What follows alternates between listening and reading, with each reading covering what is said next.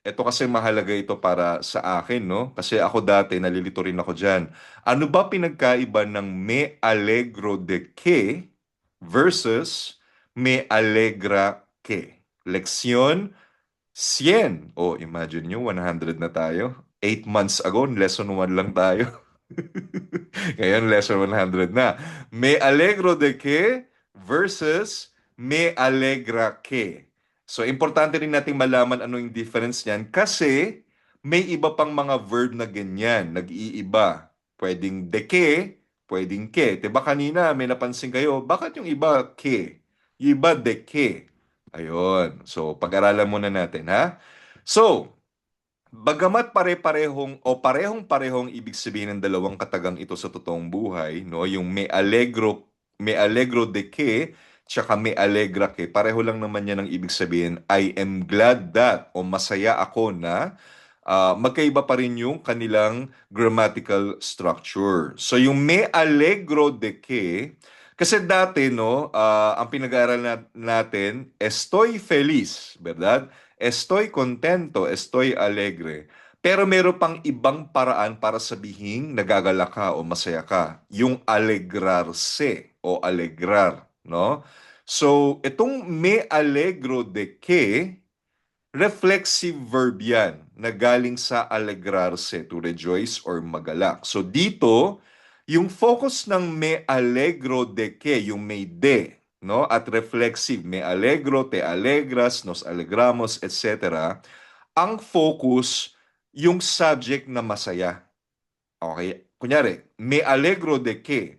Ang ibig sabihin nun, ang focus yung ako bilang ako na subject, masaya ako. Okay? So, laging may de yan. Me alegro de que plus subjunctive verb. So, for example, me alegro de que tú tengas un nuevo trabajo. I am glad that you have a new job. Masaya ako na may bago ka ng trabaho. So, me alegro de que tú tengas un nuevo trabajo. Nos alegramos, so reflexive verb, it requires a reflexive pronoun. So, nos alegramos, yung alegramos magiging reflexive verb conjugation na nosotros. Nos alegramos de que la tormenta ya pase. Natutuwa kami na lumilipas na ang bagyo. Se alegran or ellos se alegran de que sus hijos saquen buenas notas. From the verb sakar, magiging sakin, makakuha or to get good grades, mataas na marka. Oh. So ano ba yung conjugation? Reflexive, 'di ba? Me alegro, te alegras, se alegra. Nosotros, nosotras nos alegramos. Vosotros, vosotras os alegráis. Ellos, ellas, ustedes se alegran de qué. So may de at may que. De qué. Ano pa ba yung katulad ng alegrarse de o me alegro de qué? Ano pa ba yung mga verb na katulad niyan na reflexive yung conjugation? Enojarse de qué o enfadarse de qué. So, magalit dahil sa, so for example, me enojo de que tú no limpies tu cuarto. Naiinis ako na hindi mo nililinis ang kwarto mo. Preocuparse de, mag-alala tungkol sa blank blank blank. Nos preocupamos de que el abuelo esté solo. Asombrarse de, mamangha o magtaka. Se asombran de que la niña hable 3 idiomas. Namamangha sila na nakakapagsalita ng 3 wika ang bata. Asustarse de, matakot or magulat sa. Te asustas de que los perros ladren fuerte. From the verb ladrar, no, tumahol, natatakot ka na tumahol ng malakas ang mga aso. Next, sorprenderse de, mabigla or masorpresa, se sorprende de que su novio le escriba un poema. Nasorpresa siya na isinusulat siya ng tula ng kasintahan niya. Lamentarse de, o magsisi, magreklamo sa. So for example, Me lamento de que las cosas no salgan bien. Nanghihinayang ako na hindi naging maayos ang mga bagay-bagay or nagsisisi ako. Avergonzarse de, mahiya or ikinahiya, se avergüenza de que su hermano grite en público. From the verb gritar, sumigaw, grite. Nahihiya siya na sumisigaw sa publiko ang kapatid niya. And, por último, quejarse de, magreklamo tungkol sa blank. Se quejan de que el servicio sea muy lento. Nagrereklamo sila na napakabagal ng serbisyo. Okay. So next tayo, ano naman yung me alegra? Que, walang de. Tapos hindi siya reflexive. So galing ito sa transitive verb na alegrar, no, to make someone happy or magpasaya. So dito naman gumagana siya parang or ginagamit siya na parang gustar verb, no? Dito ang kasunod na buong idea or clause ang siyang subject na nagpapasaya sa iyo or sa subject at ikaw naman yung tumatanggap ng saya. So mas focus yung nagpapasaya. Okay? Kesa dun sa sumasaya. Parang ganun yung lumalabas. Okay? So hindi siya nilalagyan ng de. Diretsong ke lang. So, metele nos los les, no? Yung gustar pronouns plus yung alegra, no? At yung ke. Tapos yung subjunctive verb. Hindi siya nagiging alegran, no? Kasi again, yung concentration ay yung buong idea, yung kasunod, no? Na clause. So, iisa lang yun. So, for example, me alegra que tú vengas a visitarme. It makes me happy that you come to visit me. Nagpapasaya sa akin na pumunta ka para bisitahin ako. Parang ganun yung sense niya. Or, masaya ako na pumunta ka para bisitahin ako. Another example, nos alegra que la comida te guste. Oh, so yung subjunctive ng gusta naging yung gusta naging subjunctive kasi after na siya nung conjunction na ke. Nos alegra que la comida te guste.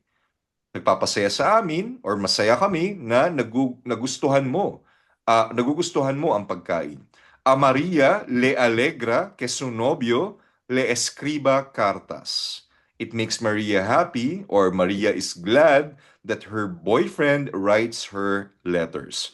Pakibasa nga, Elmer, ang ating mga example, por favor. Me alegra que tú vengas a visitarme. Mhm. Nos alegra que la comida te guste. Mhm. A María le alegra que su novio le escriba cartas. Muy bien. So again, no, alegrar bilang gustar style verb dahil ang paksa o dahilan ng saya ay ang buong sitwasyon na sumusunod pagkatapos ng conjunction na ke, no? So isang singular na idea lang siya or clause. Ang pandiwang alegrar ay nananatili lamang iisang anyo, alegra, singular. So ang nagbabago lamang ay yung indirect object pronoun, yung me, te, le, nos, os, les, depende kung sino ang pinapasaya sa sitwasyon. So for example, a mí me alegra que blank blank blank. A ti te alegra que, a él, a ella, a usted le alegra que, so walang de que, kundi que lang siya. A nosotros or a nosotras nos alegra que, a vosotros, vosotras os alegra que, a ellos, a ellas, a ustedes les alegra que. So again, yung kanina, yung unang pinag-aralan natin, yo me alegro de que tú vengas. So yung may de que, yung may de, reflexive verb. Pero yung me alegra que, walang de, no? Que lang siya, gustar style na verb. Ano-ano yung mga katulad ng gustar style verbs of emotion? Walang de que, kundi que lang. So for example, molestar. Me molesta que la gente hable fuerte. Naiirita ako na nag-uusap ng malakas ang mga tao. Enojar o enfadar en España.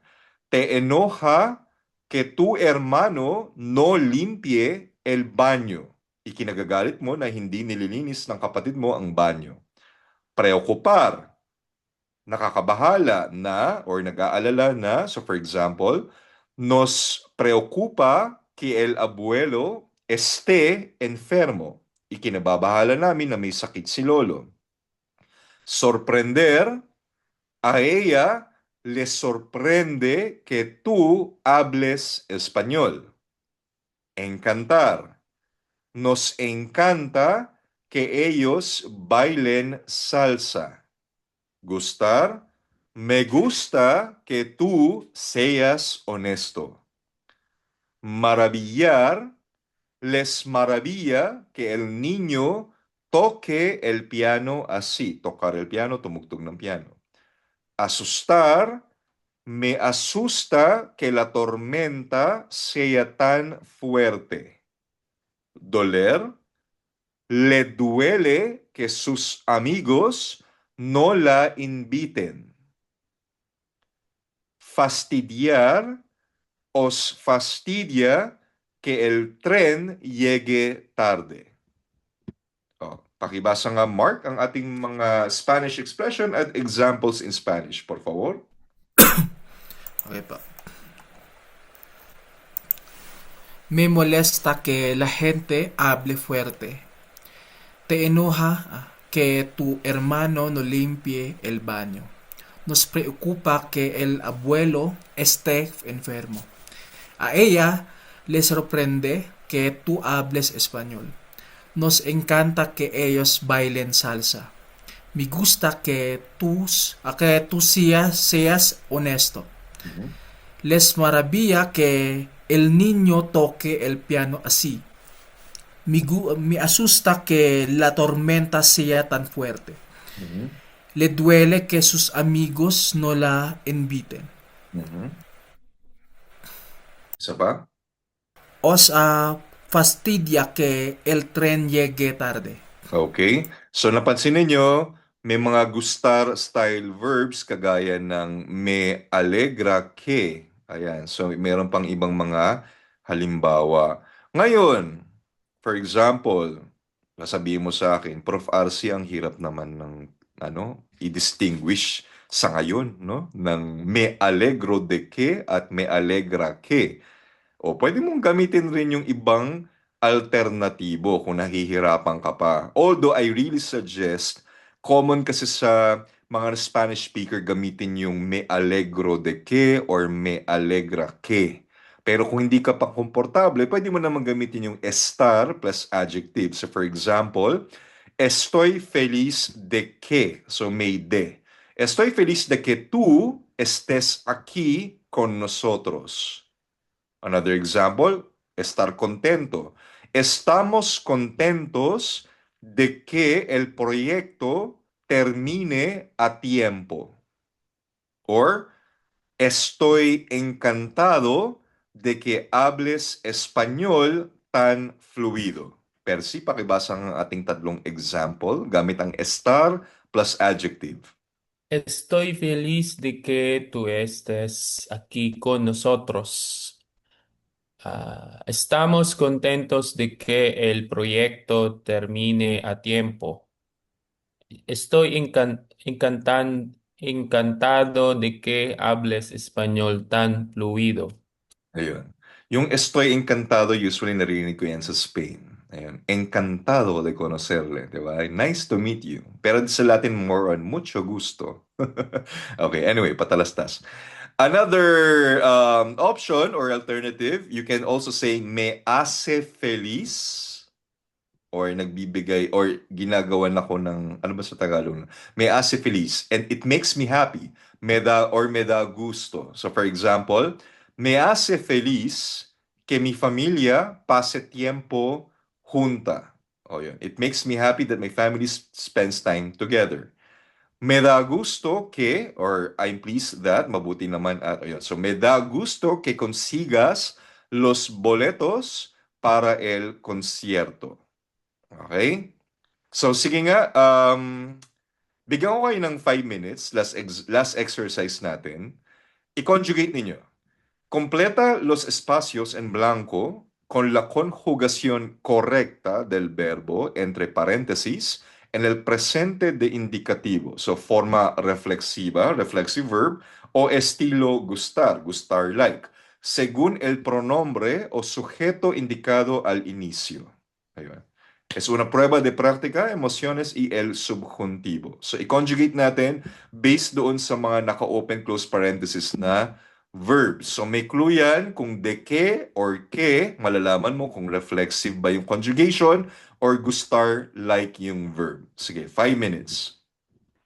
Huwag niyong kalimutan yung pronouns, ha? So, kung merong me, te, le or se, nos, os, se or les, huwag kalimutan.